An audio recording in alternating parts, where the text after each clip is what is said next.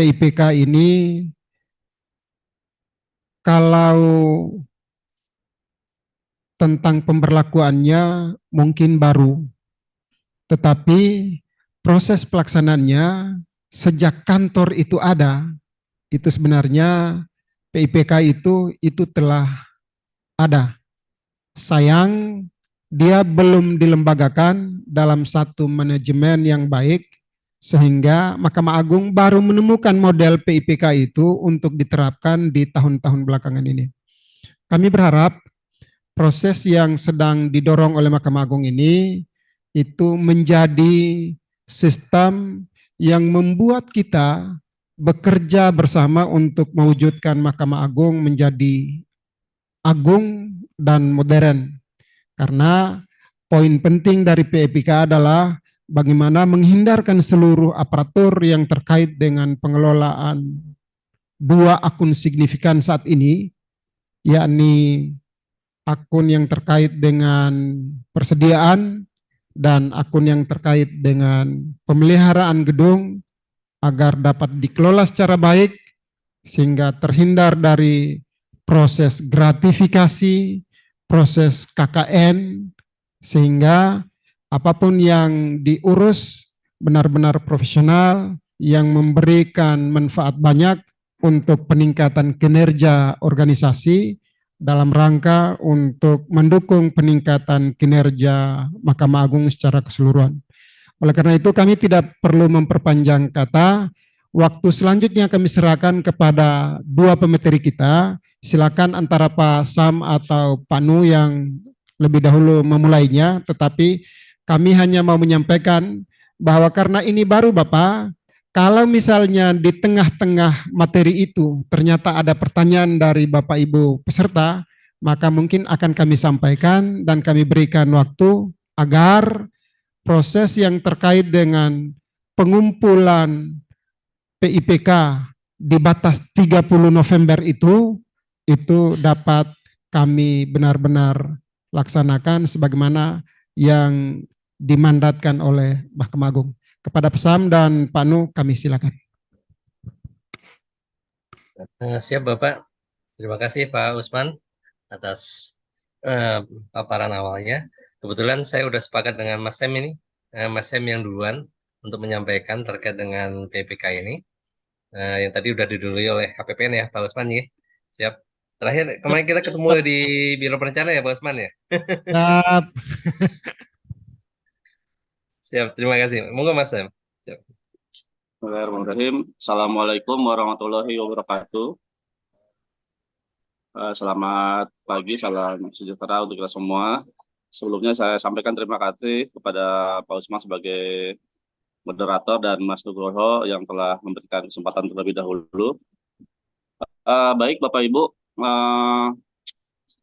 masih hangat sekali sih sebetulnya karena kemarin kami masih Zoom meeting dengan teman-teman di tingkat banding. Mungkin nanti saya akan sedikit mengulang sebelum kita nanti bahas form ya, kan kita nanti akan bahas form PIPK terkait dari form A sampai dengan tabel D.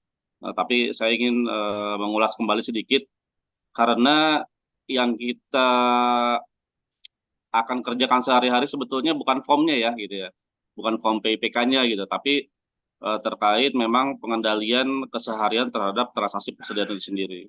Saya izin share screen ya Bapak Ibu. Boleh nanti kalau ada pertanyaan di tengah jalan silakan aja.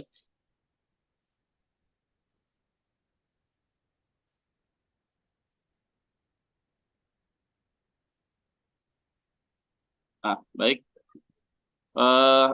Jadi kami akan mengulang kembali sedikit Bapak Ibu ya terkait persediaan yang kita tata usahakan sehari-hari di kantor kita masing-masing itu yang saat sekarang ini apa ya definisinya seperti terlupakan gitu.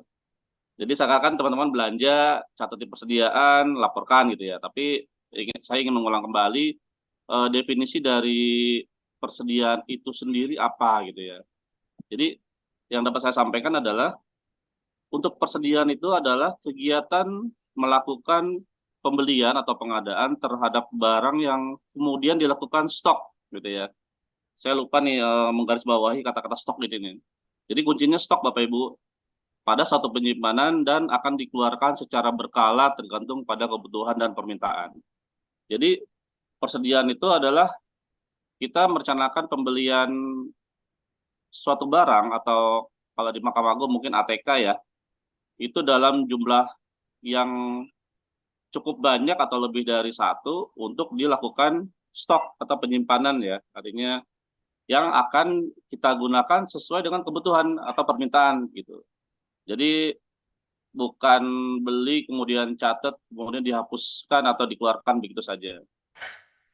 Nah, pengadaan sendiri harus direncanakan dengan matang. Artinya menghitung kebutuhan dalam jangka waktu tertentu. Misalnya mau tiga bulan ke depan atau 1 bulan ke depan. Bahkan ada persediaan yang direncanakan dalam 1 tahun ke depan. Kalau memang penyimpanannya memadai. Nah, jadi dengan memastikan tadi kata kuncinya stok. Nah, kalau sekarang saat kita sudah merencanakan, kita harus memastikan ketersediaan barang pada akhir pelaporan. Artinya di akhir pelaporan nanti semester 2, ada beberapa persediaan yang dimungkinkan bisa digunakan di tahun periode selanjutnya. Karena bulan Januari tahun depan kan rata-rata biasanya belum ada pembelian ya, karena anggarannya belum bisa digunakan karena masih dalam proses pertanggungjawaban. Sehingga cadangan persediaan tahun 2023 itu masih digunakan di tahun 2024. Jadi jangan dinolkan. Nah, ini kecenderungan saya jadi langsung to the point permasalahan yang ada di Mahkamah Agung. Kita melupakan definisi ini. Artinya pembelian tidak menggunakan stok, artinya tidak menjadi stok, kemudian di akhir tahun selalu dinolkan. Nah, ini mohon karakteristik tersebut dirubah, kembalikan lagi definisi persediaannya, bahwa pembelian persediaan itu harus stok. Kemudian di akhir pelaporan itu ada tersedia cadangan untuk bulan Januari. Nah, kemudian ada kegiatan pengendalian. Jadi dari transaksi mulai dari pengadaan, pembelian, kemudian penyimpanan, penginputan di aplikasi itu harus ada kegiatan pengendaliannya.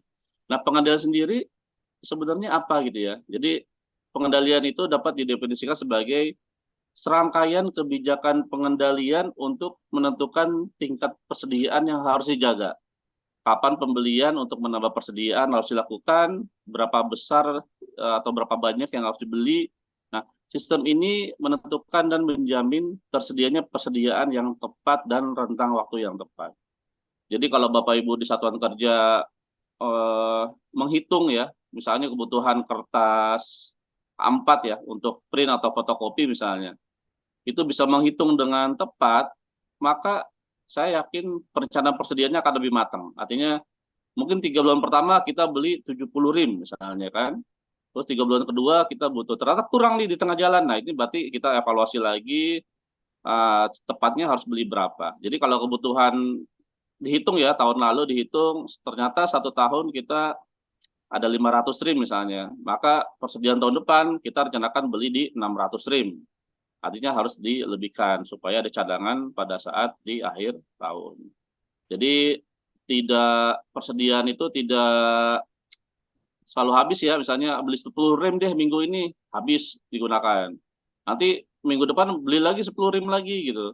Nah, ini nanti akan berpengaruh pada penilaian PPK-nya Bapak Ibu. Nanti akan kita lihat kenapa saya bilang kwitansi yang banyak itu setiap minggu beli itu akan semakin banyak kwitansi yang yang kita terima dari toko, maka semakin banyak juga dokumen yang harus kita periksa saat melakukan PIPK gitu. Ya, jadi kalau ada 100 kwitansi dalam setahun ya 100 itu harus kita cek satu persatu. Baik. Nah, lanjut ke PIPK-nya ya, untuk PIPK-nya kita di tahun ini sudah menentukan akun persediaan sebagai salah satu akun signifikan untuk penilaian PIPK tahun 2023. Nah, tadi disampaikan oleh moderator, sebetulnya kegiatan pengendalian atau transaksi ini itu sudah kita lakukan sejak kantor kita berdiri, gitu kan? Sejak kantor kita berdiri kita sudah beli APK, sudah beli kertas, kemudian kita pakai juga. Bahkan mungkin sesekali karena aturan yang ada kita melakukan offline fisik, kita ada penyimpanan juga. Ini sudah kita lakukan bertahun-tahun lamanya gitu. Cuma terjadi keberagaman antara satu satker dengan satker yang lainnya. Nah, dari itu kita mencoba untuk minimal, walaupun berbeda satu satker dengan yang lainnya, tapi minimal acuannya sama gitu. Jadi karakteristik sama. Mungkin nanti kebijakan-kebijakan internal saja yang mungkin sedikit berbeda. Nah, ini kami gambarkan untuk persediaan di tahun 2023 itu ada 4 transaksi. Bapak Ibu ya, ada 4 transaksi utama. Ini yang akan masuk ke form A ya. Nanti kita kembalikan akan masuk ke form A adalah yang pertama yaitu pembelian. Kemudian yang kedua pemakaian, yang ketiga penginputan offline fisik, dan yang keempat penyimpanan. Angka 1, 2, 3, 4 ini akan kita bawa terus di dalam setiap form yang ada. Jadi kalau kita melihat angka 1 ya, itu berarti mencerminkan transaksi pembelian. Baik itu resiko, baik itu nanti pengendaliannya, dan semuanya dokumen-dokumennya itu mengacu ke pembelian. Begitu juga dengan angka 2, 3, dan 4. Baik Bapak Ibu, untuk pembelian sendiri, kita coba memberikan contoh ya, itu terdapat 2 risiko. Nah, ini masuk di form A ya. Jadi ada transaksi pembelian, transaksi utamanya, kemudian ada resikonya. Apa sih resiko dari pembelian persediaan ini? Yang pertama adalah kesalahan pencatatan persediaan di aplikasi Sakti atau modul komitmen ya. Ini berbeda ketika kita masih menggunakan aplikasi persediaan dulu ya, yang masih simak Saiba persediaan. Maka di tahun ini, bahkan di tahun kemarin kita sudah pakai risikonya kesalahan pencatatan persediaan di aplikasi Sakti pada sisi modul komitmen. Nah, apa yang bisa terjadi kesalahan di aplikasi Sakti, maka perlu dilakukan pengendalian. Nah, pengendalian untuk kesalahan ini itu menggunakan 2 pengendalian. Yang pertama, satu verifikasi transaksi, yang kedua juga 1 monitoring transaksi. Jadi angka 1 ini akan kita bawa terus mencerminkan bahwa ini merupakan transaksi dari si pembelian. Kita melakukan pengendalian berupa verifikasi transaksi terhadap risiko kesalahan pencatatan. Jadi sebelum salah kita mitigasi dulu gitu kan ya, kita verifikasi dulu. Menggunakan apa Bapak Ibu? Menggunakan kwitansi dari bendahara dan toko. Jadi sebelum diinput ke dalam aplikasi Sakti atau modul komitmen, maka kita kendalikan dulu kwitansinya. Ini ada contohnya ya. Jadi dokumen untuk PPK persediaan yang pertama adalah kwitansi ya. Nah, ini adalah kwitansi dari toko. Ini ya, jadi sama ya Bapak Ibu ya, dari mungkin dari toko kelontong atau dari manapun kita ada kwitansi. Ini ada pembelian 500 buah map ya, yang dilaminating seharga 7.000 sehingga totalnya 3.500.000. Ya kan? Kita lihat ya, ada tanggalnya ya kan? Ada tanggal, pokoknya ini sah gitu secara kwitansi toko. Ada tanda tangan ya, bahkan ada stempel. Nah, kemudian dilanjutkan dengan kwitansi dari bendahara Bapak Ibu ya. Nih. Nah, ini yang harus kita verifikasi. Kalau dalam hal PPK, maka yang kita verifikasi adalah kelengkapan atributnya. Yang atribut adalah di sini ada tahun anggaran, ada nomor ya kan. Sini ada akun ya kan, ada kepada atau satkernya apa, terus ada nilainya ya. Dan yang paling penting adalah ada tanda tangan dari penerima uang dan PPK. Gitu ya. Nah, jadi yang perlu dipahami ini, kalau ini tidak lengkap, atributnya tidak lengkap, tidak ada nomor, tidak ada tanda tangan, atau tidak ada nilainya, maka ini tidak layak masuk ke modul komitmen. Jadi sebelum masuk dicatat tadi kita sudah mitigasi dulu gitu. Nah, setelah ini dilakukan, kemudian sudah sesuai, maka kita lanjut ke modul komitmen, ya kan? Nah, saat di modul komitmen di input bisa saja terjadi kesalahan, betul nggak? Kuitansinya udah betul di map gitu. Tapi bisa saja ketika di input ke dalam aplikasi modul komitmen bisa jadi salah kode barang, ya kan? Bisa jadi karena misalnya mungkin ngantuk atau tidak konsentrasi, sehingga yang tadinya beli map, sehingga di inputnya kertas, misalnya gitu ya. Nah, ini harus kita lakukan pengendalian juga. Dengan cara apa? Kita melakukan pemeriksaan terhadap BAST yang diinput. Jadi setelah BAST diinput di modul sakti, kita minta cetak ya. Dari modul komitmen bisa dicetak berupa resume BAST ya, menunya di menu cetak. Maka akan muncul seperti ini. Nah, kita akan lihat ya. Kita lihat, nah ini lengkap ya, karena ini cetakan dari sakti. Nah, ini kita lihat, bisa kelihatan kode barangnya, atau kelompok barang ya, kalau di komitmen itu, tidak sampai digit terakhir. Dia masuk ke owner dan map. Udah sesuai dong ya, jumlahnya 500, harganya juga sesuai. Nah, kemudian, nah, tapi yang sering terlupakan, ternyata resume BST ini memerlukan tanda tangan siapa? PPK. Nah, jadi pada saat sudah diinput di komitmen, maka PPK juga mencetak resume BS ini, kemudian melakukan pemeriksaan kembali ya. Pemeriksaan kembali, kemudian ketika sudah sesuai, tanda tangan. Ini sebagai bentuk tanggung jawab dari PPK dan teman-teman di modul komitmen, atau misalnya PPK sebagai modul komitmen juga menyatakan bahwa kwitansi toko dan kwitansi dari bendahara yang sudah dikeluarkan itu sudah diinput sesuai di modul komitmen. Gitu.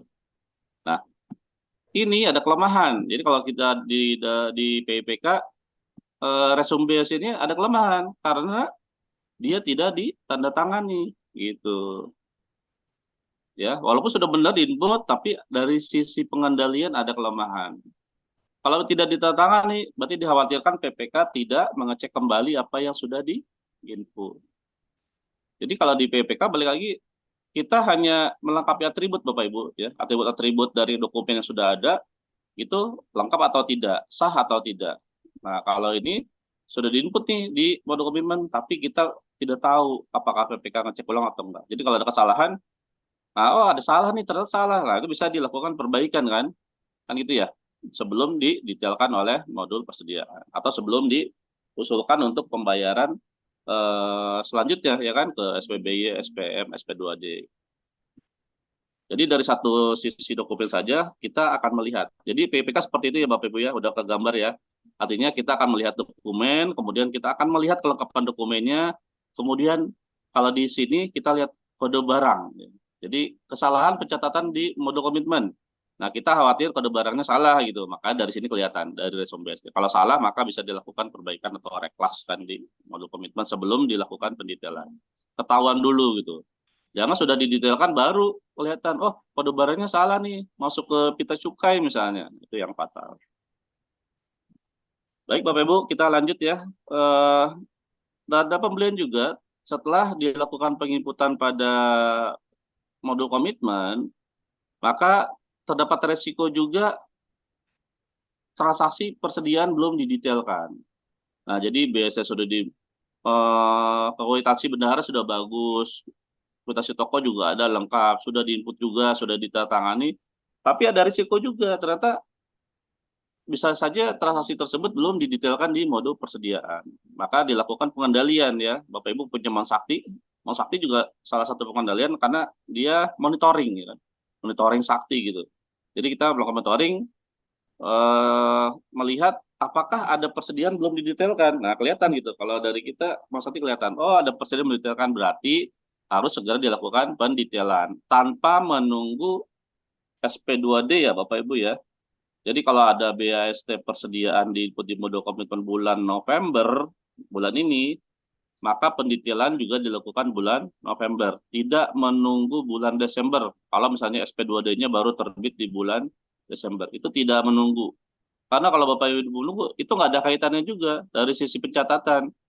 Karena pencatatan di modul persediaan kaitannya dengan BAST. Gitu. Jadi BAST sudah terima, barang sudah dibeli, barang sudah ada, ditata segera dilakukan pendetailan. Bahkan jika di bulan yang sama ada pemakaian, misalnya minggu depannya dipakai beberapa, itu juga segera dilakukan penginputan. Nah, selain ada cetakan to-do list, memastikan tidak ada persediaan yang belum didetailkan, kita bisa melakukan mitigasi atau memeriksa dokumen dari RTH pembelian, ya, dari RTH pembelian di modul persediaan. kelihatan ya nanti apakah BST tadi sudah diinput atau belum. Nah, ini kebetulan untuk MAP ya. Untuk MAP itu sudah diinput di 9 Januari dengan jumlah 500 dan harga 107.000, total 3.500.000. Berarti ini tidak ada kelemahan gitu ya. Artinya sudah diinput. Gitu. Jadi kita ada dari pembelian saja sudah ada berapa kali pengendalian tadi, ada 3 ya, ada 3 dokumen pengendalian yang kita lakukan. Itu yang nanti dituangkan ke dalam C1 ya di form. Baik Bapak Ibu, itu untuk pembelian ya. Jadi untuk pembelian sampai di situ untuk resiko pembeliannya ya. Nah, ini ada contoh kasus ya Bapak Ibu, ada contoh kasus untuk pembelian yang tadi kwitansi itu. Nah, ternyata setelah dilakukan telaah, di kwitansi hanya satu barang Bapak Ibu gitu. Jadi beli map tapi satu barang, satu buah. Kembali ke definisi, jika membeli satu barang berarti tidak mencerminkan stok ya Bapak Ibu ya. Jadi bukan masuk ke kategori persediaan. Nah, jadi tidak mencerminkan prinsip persediaan karena belinya hanya satu buah barang. Beli map satu, kita jadi bingung ini beli map satu buat apa gitu kan? Tidak niat gitu untuk menjadi persediaan. Maka nanti kalau Bapak Ibu menemukan di saat penilai PPK di dirinya sendiri ya, di saat masing-masing, menemukan kwitansi satu buah, maka ini berupa kelemahan, Bapak Ibu. Nanti di C1-nya ini berupa kelemahan. Kalau beli map nilainya satu buahnya Rp5.000, maka kelemahannya sebesar Rp5.000. Gitu. Jadi kita angkat nih, lengkap kwitansinya, ada tanda tangan, semua lengkap, tapi kok pakai persediaan beli satu barang. Nah, sekaligus kita sharing terhadap akun ya Bapak Ibu ya. Kalau memang beli satu barang, misalnya beli materai satu buah, atau beli mop satu buah, nggak usah lah pakai persediaan, karena merepotkan diri sendiri nanti. Harus di input, di mode komitmen, harus kita cek lagi, terus kemudian harus kita catat detailkan di persediaan, harus kita gunakan pemakaian. Padahal barangnya tidak mencerminkan persediaan, tapi kita input di aplikasi persediaan. Nah, itu sudah merupakan kesalahan. Sehingga bebannya pun nanti jadi salah gitu. Seharusnya beban keperluan kantor sehari-hari, tapi menjadi beban persediaan barang konsumsi. Jadi kalau hanya beli satu buah barang langsung digunakan, silakan gunakan akun keperluan kantor sehari-hari ya, 521111. Jangan pakai 521811. Nah, untuk monitoring transaksi ketika kita melakukan penginputan di menu komitmen, itu terjadi kesalahan kelompok barang ya. Jadi harusnya 10103 ternyata meleset jadi 10104 misalnya. Nah, ini tolong diperhatikan, kalau terjadi maka harus dilakukan reklas pada modul komitmen. Nah, untuk monitoring transaksi sendiri, ya tentu saja muncul persediaan yang belum dilakukan pendetailan pada bulan yang berjalan. Itu contoh-contoh kasus terhadap resiko pembelian yang kita lakukan PPK. Nah, ini ya kertas. Nah, ini udah tepat 10103. Ini tampilan dari pada saat merinci barang di modul komitmen. Nah, yang kedua adanya transaksi pemakaian. Pemakaian persediaan itu ada 2 resiko ya yang kita yang kita coba gambarkan. Yang pertama adalah barang yang dikeluarkan tidak dicatat di dalam buku kendali persediaan keluar masuk. Ini resikonya. Nah, pengendaliannya, nah ini yang biasanya berbeda-beda nih di tiap satker. Ada yang menggunakan buku ya, buku kendali. Ada yang menggunakan bon permintaan barang gitu. Nah, ini bisa salah satu. Nah, ini contoh yang ada di sini. Kita melakukan verifikasi transaksinya berupa dokumen bon permintaan barang. Kita akan lihat seperti apa bentuk ini. Nah, ini ya. Ini ada bon permintaan barang, ada dikasih nomor ya. Dikasih nomor, kemudian ada nama materai, kemudian jumlahnya 160. Nah, kita akan mitigasi ini gitu. Kita akan mitigasi ini. Nah, ya. Nanti ini permintaan materai banyak banget ya, 160 buah ya. Kita harus curiga nih dengan bon permintaan seperti ini. Secara dokumen nggak ada masalah sebetulnya, lengkap ya, sampai ditandatangani, ada tanggalnya, ada namanya, itu lengkap. Gitu. Kita akan lihat kenapa dia banyak banget materai 160. Jadi kita lihat teman-teman sudah menggunakan bon permintaan barang atau belum. Karena ada pengendalian yang sangat lemah, itu satker yang membeli persediaan kemudian disimpan di satu lemari atau di meja, itu siapapun boleh ngambil sebebasnya. Butuh pulpen ambil, butuh kertas ambil, tidak ada kontrol, tidak ada jejak rekam kapan ngambilnya, berapa banyak gitu. Tak tahu habis beli lagi. Jadi ya enak sebetulnya kan ya, ketika ngambil aja. Tapi ketika dari sisi pelaporannya kita menggunakan anggaran negara, itu menjadi sangat lemah dari sisi pengendalian. Nah, risiko yang kedua yaitu terjadi kesalahan pencatatan pemakaian barang persediaan di aplikasi mode persediaan. Jadi maksudnya eh, dari bon permintaan tadi, mintanya materai, udah betul di materai, di barangnya pun dikasih materai, tapi dicatat di pemakaian di mode persediaannya kertas F4 misalnya, atau kertas A4, jadi salah kode barang. Entah dia salah, kita harus ngecek gitu ya. Jadi ngecek di mana, di RTH pemakaian. Di RTH pemakaian persediaan kita bisa melihat,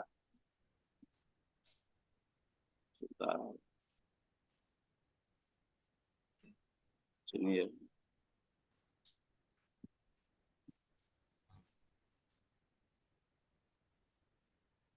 Nah, ini RTH pemakaian kita bisa melihat sesuai ya. Tadi permintaan 160 materai, ada map dinas, ini sudah sesuai di input. Artinya kita memastikan di sini memang tidak ada tanda tangan ya, tapi kita memastikan dari sisi pencatatan, oh sudah sesuai antara bon permintaan dengan pencatatan di aplikasi. Jadi gitu ya, ada pengendaliannya terpola. Jadi ketika pemakaian, bonnya sudah ada, aplikasi juga sudah sesuai. Gitu. Nah, ini contoh kasus ya, pemakaian tidak ada dari penyimpanan tidak menggunakan dokumen permintaan, kemudian dari transaksinya bisa saja salah salah kode barang. Nah, di sini kalau kita memperhatikan misalnya ya Bapak Ibu, ternyata materai yang tadi nih, nah ternyata materai yang 160 ini kwitansi persediaannya membeli sebanyak 160 buah barang juga. Jadi terdapat kwitansi pembelian materai sebanyak 160 buah barang pada tanggal 2 Januari. Jadi beli 2 Januari 2023, 160 barang, kemudian langsung dikeluarkan, langsung diminta sebesar 160 buah barang juga. Nah, ini kira-kira mencerminkan prinsip persediaan atau tidak gitu. Jadi saya sampaikan ini terdapat kelemahan pada sisi pemakaian ya, Bapak Ibu. Jadi nanti dokumen pemakaiannya menjadi kelemahan gitu, sebesar berapa? 160 buah dikali berapa tuh harganya ya? Nanti kita lihat 10.000 ya. 160 buah dikali 10.000. Itu 1.600.000. Jadi kelemahan. Kenapa saya bilang kelemahan? Nah, karena bon permintaan ini ternyata belinya di hari yang sama gitu. Jadi kalau kita kembali lagi ke definisi kan gitu ya, dibeli dalam jumlah yang untuk stok sudah memenuhi syarat dong ya, 160 buah banyak gitu ya. Tapi digunakan tergantung kebutuhan dan permintaan gitu. Jadi kita harus melihat kalau belinya 160 kemudian dikeluarkan 160, maka tidak terjadi prinsip persediaan. Tidak ada yang namanya pengeluarannya secara berkala gitu. Jadi kalau misalnya terjadi seperti itu, salah kalau menggunakan persediaan. Harusnya menggunakan keperluan kantor sehari-hari. Jadi kalau beli ada 100 materai kemudian di hari yang sama mau dipakai, ya jangan pakai persediaan. Kecuali sebelumnya membeli 300 barang, digunakan 100 masih oke, ya kan? Terus digunakan 20, 30 masih oke. Tapi kalau belinya sama dengan jumlah yang dikeluarkan, ini kita curigai terdapat kelemahan dari sisi penata usahaannya. Nggak boleh ya Bapak Ibu, belinya 100 dikeluarkan 100 di hari yang sama. Ini akan kita angkat sebagai kelemahan di form C gitu. Pada sisi pemakaian. Jadi belinya udah betul, stok banyak, tapi dikeluarkannya kok sama gitu. Jadi di hari yang sama keluar masuk aja. Capek kan cuma dicatat, dipakai persediaan, terus dikeluarkan di hari yang sama. Itu salah. Baik, lanjut kita ke hmm, resiko penginputan nominal fisik ya. Jadi hanya satu di sini resikonya terdapat perbedaan jumlah persediaan antara data fisik di gudang dengan data di dokumen. Nah, kalau nomor satu dan nomor duanya dikendalikan dengan baik ya, harusnya nomor tiga tidak terjadi kelemahan, harusnya ya, tidak ada resiko. Gitu. Nah, jadi kita kalau nah, opnam fisik yang mana yang akan kita nilai pada PPK gitu ya. Kalau untuk penilaian ya Bapak Ibu, untuk penilaian kitanya itu kita akan melihat berita acara opnam fisik yang semester 1 gitu. Kita akan lihat laporan dengan berita acara opnam fisiknya. Tapi pada saat penilaian kita sebagai penilai itu wajib melakukan opnam fisik kembali gitu. Jadi melakukan opnam fisik kembali, kalau dokumen semester 1 sudah sesuai, maka yang di tahun ini, misalnya Bapak Ibu baru melaksanakan besok ya, maka besok kita harus melakukan perbandingan juga antara cetakan bahan opnam fisik yang di Sakti dengan barang-barang yang ada di penyimpanan persediaan. Kita harus cek lagi nih. Kalau misalnya, oh berita acara Rusia sudah bagus, sudah sesuai, tapi kita lihat di tahun berjalan. Kalau di berjalannya ada kelemahan, maka itu diungkap nanti di action plan-nya ya. Artinya jadi ada kelemahan di opnam fisik pada tanggal yang sama, ternyata kok nggak sama gitu kan ya. Padahal dokumennya sudah sama. Ini dokumennya berita acara ya, berita acara standar itu dengan lampiran dari aplikasi Sakti ya. Ada apa? Ada nama-namanya, ada tanggalnya, ada tanda tangan ya. Nah, gitu. Jadi kalau untuk C1 sih hanya kelengkapan seperti ini aja yang kita lihat gitu.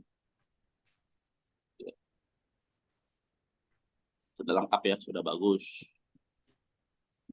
Nah, yang terakhir adalah resiko penyimpanan persediaan.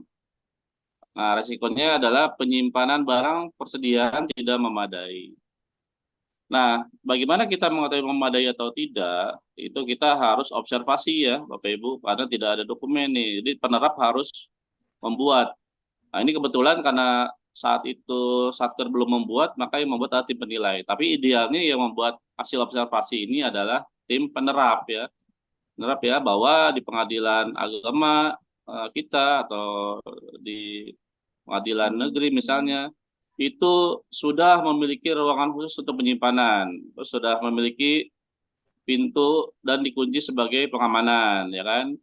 Nah, kemudian setiap keluar harus menggunakan dokumen permintaan. Berarti ini dianggap memadai. Jadi kita khawatir ada satker yang asal-asalan gitu untuk menyimpan barang persediaannya. Dan ini bukan bukan prediksi ya, bukan tebakan, tapi sudah jadi temuan BPK di tahun 2022 di salah satu satker yang disampling ternyata tidak memiliki ruangan khusus untuk penyimpanan, tidak memiliki lemari khusus, bahkan tidak dikunci, sehingga ya itu tadi mekanisme pemakaiannya ya diambil kemudian udah habis beli lagi, jadi tidak ada jejak.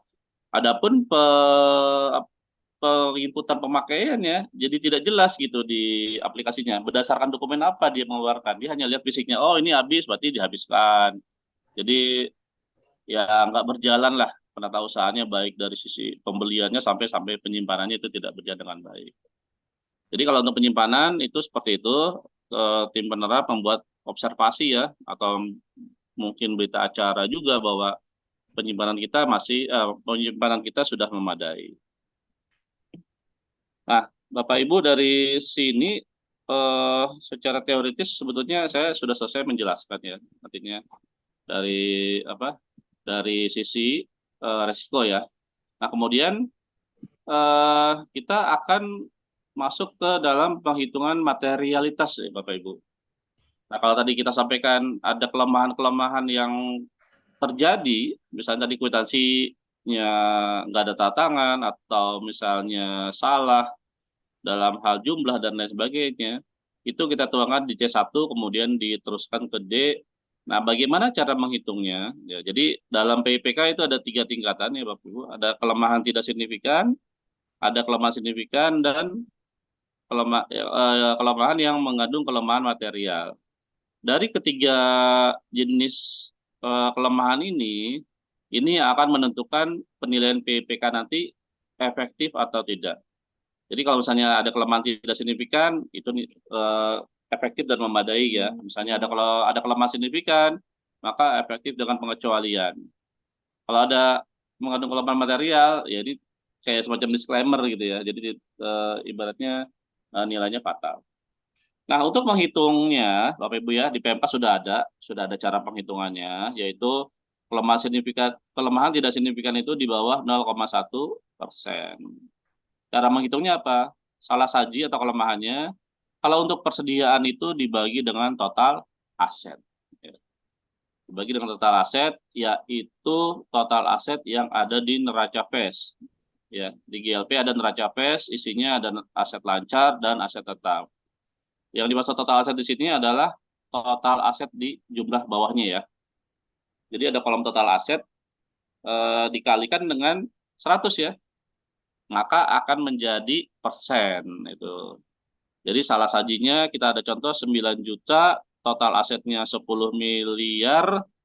Nah, untuk mencari persentase maka tinggal dikalikan 100 sehingga muncul angka 0,09%. Ini masih di bawah 0,1% sehingga merupakan kelemahan tidak signifikan.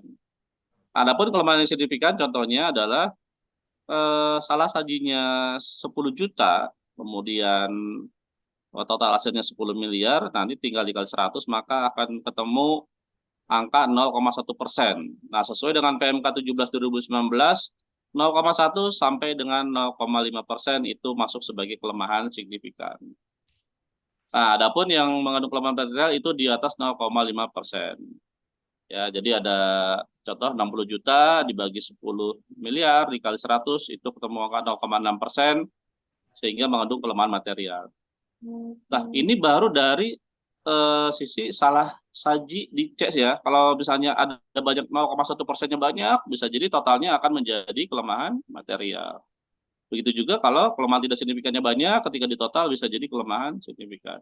Maka yang paling utama dalam PPK sebetulnya tidak hanya menemukan salah saji atau kelemahan, gitu ya. Jadi penilai kita nih, karena kita menilai di sini kan pengendalian intern pelaporan keuangan. Jadi kata-kata internnya tolong garis bawahi ya. Ketika kita menemukan kelemahan terhadap pengendalian kita sendiri, ada kwitansi yang tidak tanda tangan, ada yang salah kode barang dan sebagainya, itu harus segera ditindaklanjuti. Makanya ada kolom D, ya, ada tabel D, di mana kelemahan-kelemahan dari tabel C1 itu dikompilasi di tabel D, kemudian dilakukan tindak lanjut. Contohnya apa? Ada dokumen belum ditandatangan, ya silakan. Berarti ya dilengkapi kan tanda tangannya gitu. Jadi ada kwitansi tanda tangan nih, berarti tindak lanjutnya tuntas gitu. Jadi kalau ada kelemahan signifikan karena kwitansinya tidak ditandatangani senilai 10 juta itu ya. Total asetnya 10 M. Ini kelemahan signifikan. Maka tindak lanjutnya kan mudah, hanya tanda tangan, melengkapi tanda tangan. Kalau salah kode barang, ya nanti reklas misalnya. Kalau misalnya reklas tidak bisa, ada beban yang salah, nanti jurnal antar beban. Jadi selama PPK ini ditindaklanjuti, baik itu kelemahan signifikan ataupun yang mengandung kelemahan material, kalau ditindaklanjuti maka akan berubah menjadi kelemahan tidak signifikan, gitu ya. Jadi target dari penilaian PPK ini bukan berlomba-lomba mencari kesalahan kemudian, oh ini ternyata di subker A salah nih, gitu kan, sampai kelemahan material. Nah, itu belum tuntas, harus tuntas sampai dengan tindak lanjut. Nah, kalau tindak lanjut sudah tuntas, maka akan menjadi kelemahan tidak signifikan. Itulah PPK intern. Artinya sebagai layer pertama sebelum kita diperiksa oleh BPK ya, atau misalnya Bawas. Kalau misalnya BPK terjun ke Satker Bapak Ibu untuk sampling, kemudian Bapak Ibu sudah punya penilaian PPK terhadap persediaan misalnya, itu yang akan diperiksa adalah penilaian PPK-nya gitu. Dia akan bisa dokumen, dia akan terbantu sekali, BPK akan sangat terbantu. Kemudian dia akan menilai apa yang kita nilai. Kalau kita menyatakan efektif, dia akan menilai, oh ya sudah ini efektif. Artinya dia hanya akan melihat kewajaran dari cara kita menilai gitu. Tidak lagi ngubrak-ngubrak kwitansinya mana gitu kan. Di SPBI, SPM semuanya muncul gitu. Kita berikan kepada mereka, itu akan memakan waktu yang sangat lama. Tapi kalau kita sudah PPK sendiri, sudah ada penilaiannya, itu akan lebih mudah dari sisi pemeriksaan dan kesimpulannya pun akan lebih bisa kita giring ke arah yang lebih baik. Karena apa? Karena kelemahan-kelemahan yang sudah kita temukan itu sudah ditindaklanjuti gitu. Jadi BPK ngomong, oh ini ada kelemahan tapi sudah tidak lanjut. Oh ini ada kelemahan tapi sudah tidak lanjut. Maka itu tidak akan menjadi temuan. Itu ya Bapak Ibu. Nanti untuk pemeliharaan dilanjutkan sama Mas Nu, tapi sebelumnya saya izin sebentar Mas Nu untuk sharing form ya, sharing form mana ya?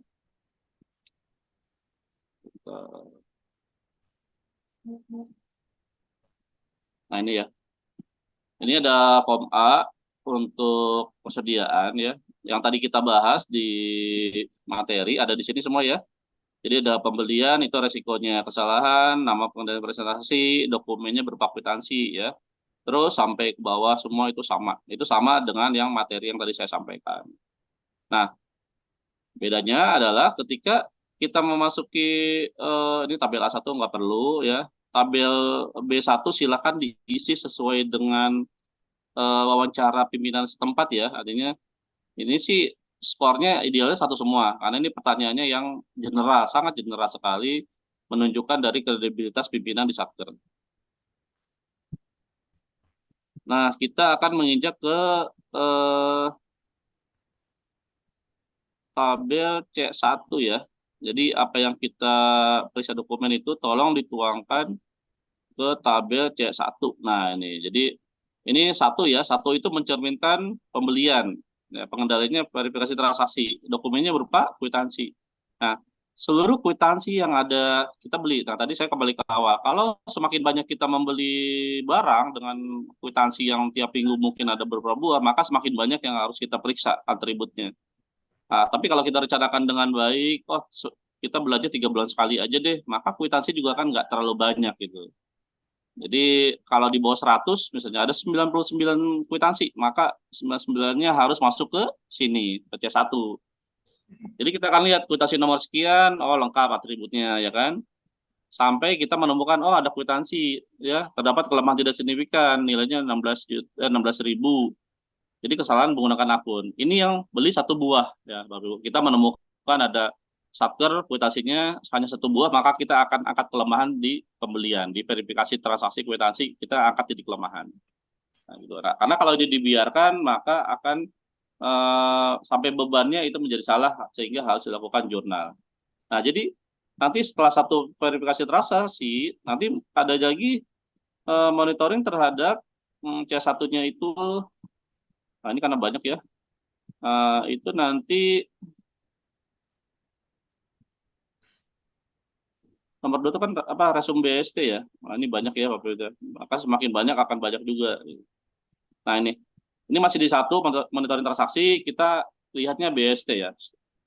BST yang diinput di komitmen ada kelemahan atau tidak, salah kode barang atau tidak. Ya tadi pemakaiannya jumlahnya berapa, kemudian sudah tepat atau tidak dan ditandatangani atau tidak resume BST-nya, gitu ya.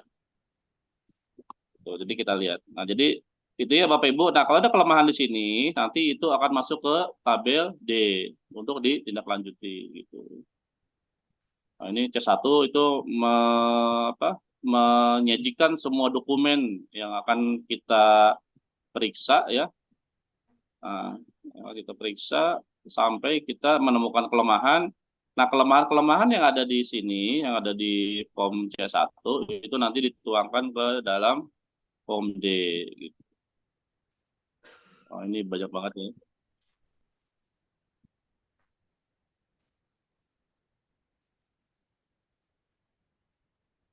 Ini ya tabel D ya. Nah, jadi kita akan angkat. Jadi dari satu verifikasi transaksi, kalau ini kita totalkan, karena saking banyaknya kita totalin.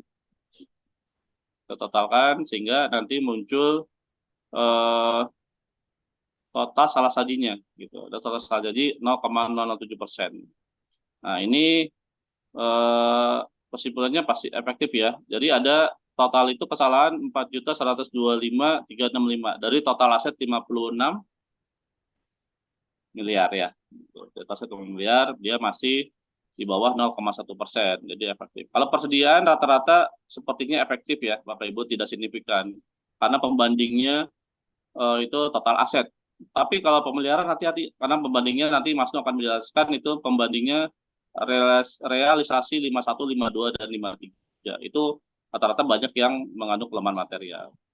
Nah, baik Bapak Ibu, untuk sesi saya sudah sekian, karena waktu juga kayaknya pas ya, 1 jam ya. Nanti kalau ada pertanyaan, kita buka sesi pertanyaan, ataupun nanti Bapak Ibu ada kesulitan, tingkat bandingnya sebetulnya sudah kita berikan arahan kemarin ya Bapak Ibu. Jadi kalau ada kendala-kendala dari sisi PPK itu silakan koordinasi dengan tingkat banding. Dan tadi sudah disampaikan oleh moderator batas waktu pengisian link PPK yaitu tanggal 30 November 2023. Mohon digunakan kesempatan yang sudah sangat sedikit ini untuk melengkapi, dan mudah-mudahan isinya isi dari link Bapak Ibu itu sudah sesuai, karena ini akan direview oleh Bawas. Jadi Bawas punya tim sendiri akan mereview link kita. Nah, kalau bagaimana bisa mereview kalau linknya saja belum terisi. Baik, demikian Bapak Ibu, terima kasih atas waktu yang sudah diberikan. Mohon maaf jika ada kesalahan kata-kata yang kurang berkenan pada hati Bapak dan Ibu. Wabillahi taufiq wal hidayah. Wassalamualaikum warahmatullahi wabarakatuh. Waalaikumsalam warahmatullahi wabarakatuh. Waalaikumsalam. Mari kita berikan aplaus kepada Mas Sam. Terima kasih Mas Sam, sudah sangat rigid penjelasan yang terkait dengan proses pengendalian di belanja persediaan. Tapi sudah pasti menimbulkan banyak pertanyaan. Yang sedikit yang mau kami sampaikan adalah, pertama, tentang hasil terkait dengan penilaian-penilaian tadi. Dia tidak signifikan mengandung kelemahan material. Nah, kalau misalnya dia mengandung kelemahan material, untuk menggeret dia menjadi tidak signifikan itu kan pasti ada tindak lanjutnya. Kalau temuannya itu terkait dengan satu nota belanja satu barang yang itu tidak masuk di dalam kelompok persediaan, nah tindak lanjutnya bagaimana? Sehingga temuan-temuan yang terkait itu, yang berulang seperti itu yang dari mengandung kelemahan material, itu kemudian kita geser menjadi kelemahan tidak signifikan, itu prosesnya seperti apa? Karena bagi kami sepanjang perjalanan ini ada begitu banyak dinamika yang contoh-contohnya itu kalau kita mau cerita itu lucu, Pak Sam. Ada dulu di zaman Pansek, ada Pansek yang pergi belanja, jumlah pegawainya 12, belanja mistar besi 20, yang mistar ini hanya dipakai satu saja. 20 yang dibeli pakai 19 itu sebagai stok opnam. Dalam definisi persediaan mungkin iya, dia sebagai persediaan. Tetapi dari sisi manfaat, dia tidak bermanfaat sama sekali. Karena mistar besi ini dipakai sampai 10 tahun juga tidak rusak. Itu soal. Dan ini soal-soal yang seperti ini, kenapa PIPK hilang Pak ya? Ya, kenapa PIPK ini ada? Karena memang untuk menyekat hal-hal yang seperti itu. Jadi kami berharap mungkin ada hal-hal yang lebih teknis yang bisa Pak Sam bisa sampaikan ke kami, terutama yang tadi Pak, yang menggeret dari mengandung kelemahan material menjadi tidak signifikan atau kelemahan signifikan, itu yang mungkin perlu kami dapat informasinya agar pada penilaian yang terakhir itu kami bisa mengeksekusi sebagaimana apa yang disampaikan hari ini. Itu Pak, mungkin bisa dijawab. sebelum kami sampaikan kesempatan kepada teman-teman peserta yang lain. Baik, terima kasih atas pertanyaannya. Memang sangat mengerucut ya, sangat teknis. Artinya yang pertama terhadap jika kita menemukan kelemahan signifikan atau kelemahan yang mengandung kelemahan material gitu ya. Nah, ini tergantung menemukannya pada resiko yang mana gitu. Kalau tadi kita misalnya menemukan resiko pada kwitansi yang hanya membeli satu buah barang gitu ya. Nah, ini sudah terlanjur di input pada persediaan, bahkan sudah dipakai gitu, sudah nol kan gitu ya. Yang tersisa adalah bebannya, Pak. Beban persediaan di neracanya itu masih muncul sebagai beban persediaan barang konsumsi. Ini yang harus dilakukan tindak lanjut dengan menggunakan jurnal di GLP, jurnal antar beban. Jadi harus mengkreditkan beban persediaan konsumsinya, kemudian memunculkan, didebetkan di beban keperluan kantor sehari-hari. Ini saya sudah konsultasi dengan Mas Nu, artinya belanja barang satu buah yang cocok itu menggunakan akun keperluan kantor sehari-hari. Jadi kita tindak lanjutnya, jika ini memang nilainya besar gitu ya, mengandung kelemahan material atau signifikan, maka ini akan otomatis berubah menjadi kelemahan tidak signifikan jika sudah dilakukan tindak lanjut berupa jurnal tersebut, Pak. Kalau barangnya masih ada, belum digunakan, maka tindak lanjutnya juga berbeda, yaitu dengan cara reklas atau dengan cara koreksi pencatatan. Tapi tetap kalau untuk satu buah, rasanya ujung-ujungnya tetap jurnal. Gitu. Kecuali kesalahan kode barang ya. Kode barang misalnya dari materai munculnya di pita cukai. Nah ini kalau masih ada barangnya kita reklas, kalau sudah tidak ada barangnya kita akan lakukan jurnal antar beban. Tapi kalau untuk barang yang hanya satu buah di kwitansi itu rasa-rasanya ujung-ujungnya sepertinya tetap harus jurnal antar beban. Itu Pak untuk yang pertama. Jadi tergantung temuan yang mana. Nah tindak lanjutnya justru tergantung temuannya juga kan gitu ya. Kalau temuannya nanti disalah kode barang maka ya rekomendasinya reklas. Kalau reklas, oh ternyata sudah tidak bisa reklas karena sudah digunakan. Maka jurnal antar beban. Kalau untuk persediaan seperti itu. Nanti kalau di pemeliharaan beda lagi tuh. Nanti Mas akan jelasin kalau misalnya pakai pemeliharaan tapi belinya aset. Nah, maka tindak lanjutnya ya harus dicatat gitu kan. Jadi selama tindak lanjut ini dilaksanakan oleh penerap saat penilaian, maka kelemahan-kelemahan yang muncul sebagai signifikan itu akan muncul menjadi tidak signifikan. Nah, kemudian yang kedua terhadap dari sisi manfaat gitu ya. Tadi beli mistar besi rasanya bertahun-tahun juga aman ya gitu.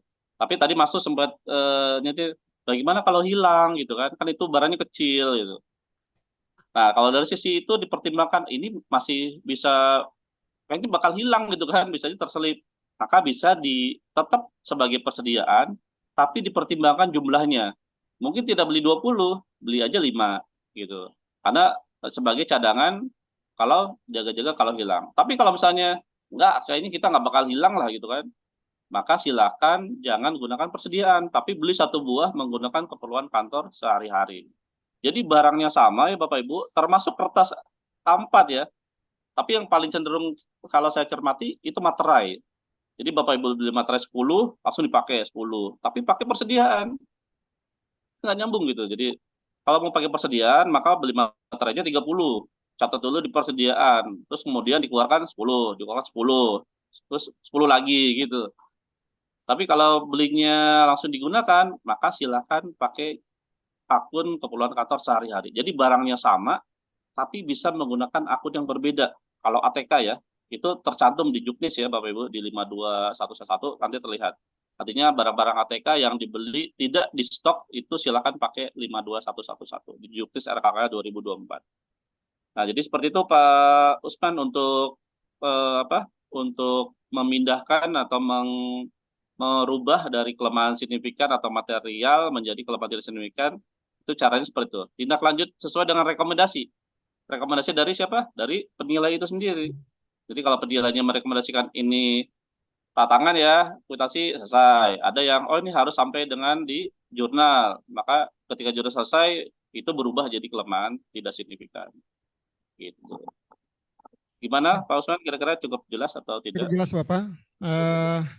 Teman-teman sekalian, waktu kami serahkan kepada teman-teman untuk bertanya. Sudah pasti sepanjang yang kami lihat di Satker-Satker, itu belanjanya banyak, tetapi datang langsung dibagi habis. Nah, dalam mekanisme yang disampaikan oleh Pak Sam tadi, ini tidak termasuk dalam kelompok persediaan. Kelompok persediaan itu poinnya adalah ada stok. Gitu ya, ada stok.